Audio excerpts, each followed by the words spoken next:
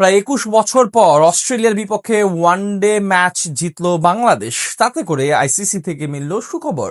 মোসাদ্দেক হোসেন সৈকতের ক্যারিয়ার সেরা ইনিংসের পর বল হাতে টাইগার বোলারদের দাপটে বোলিংয়ে কোণঠাসা অজিরা। ফলে সিরিজের প্রথম ম্যাচেই ঐতিহাসিক জয় তুলে নিল বাংলাদেশের ক্রিকেটাররা। সাথে এলো আইসিসি থেকে সুখবর, মিরপুরে ঘরে মাঠে অজিদের হারিয়ে তবে কি এমন সুখবর পেল বাংলাদেশ, সেটার বিস্তারিত প্রতিবেদনে।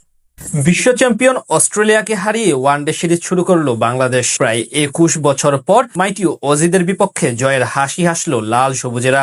আর এই জয়ে আইসিসির কাছ থেকে আসলো বিরাট সুখবর। আইসিসির রেটিং পয়েন্ট বাড়ালো কয়েক ধাপ, ফলে আসন্ন ওয়ানডে বিশ্বকাপের পথটা আরো সুগম হলো লাল সবুজদের।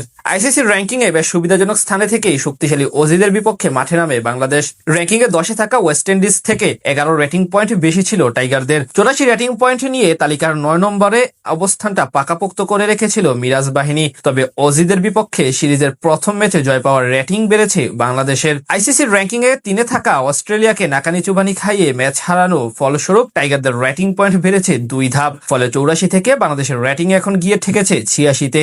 অন্যদিকে 106 রেটিং পয়েন্ট নিয়ে সিরিজ শুরু করা অস্ট্রেলিয়ার রেটিং কমে গিয়েছে 103-এ। তবে রেটিং পয়েন্ট উথাল পাতাল লাগলেও র্যাঙ্কিং এ পরিবর্তন আসেনি দুই দলের কারোই। যথারীতি বাংলাদেশের অবস্থান রয়ে গেছে 9 নম্বরে এবং অস্ট্রেলিয়ার অবস্থান থেকেছে 3-এই। এদিকে প্রথম ম্যাচেই 2 রেটিং পয়েন্ট বেড়ে যাওয়া বাংলাদেশের সামনে সুযোগ রয়েছে র্যাঙ্কিং এ উন্নতি করারও। তবে সেক্ষেত্রে অবশ্য বাংলাদেশকে সিরিজের বাকি দুটো ম্যাচেই জিততে হবে। অর্থাৎ বাংলাদেশ যদি নিজেদের ঘরের মাঠে অজিদের হোয়াইট ওয়াশ করে দেয়, তাহলে বাংলাদেশের রেটিং বেড়ে গিয়ে দাঁড়াবে 90-তে। আর তখনই কেবল আইসিসি র্যাঙ্কিং এ ইংল্যান্ডকে টপকে 8-এ উঠে আসবে টাইগাররা। এর আগে বছরের শুরুতেই টানা 2টি সিরিজ নিজেদের নামে করে নেয় মেহেদী হাসান মিরাজের দল। ঘরের মাঠে প্রথম পাকিস্তান ও পরে নিউজিল্যান্ডকে কোণঠাসা করে সিরিজ জয় পায় লাল সবুজ এর প্রতিনিধিরা।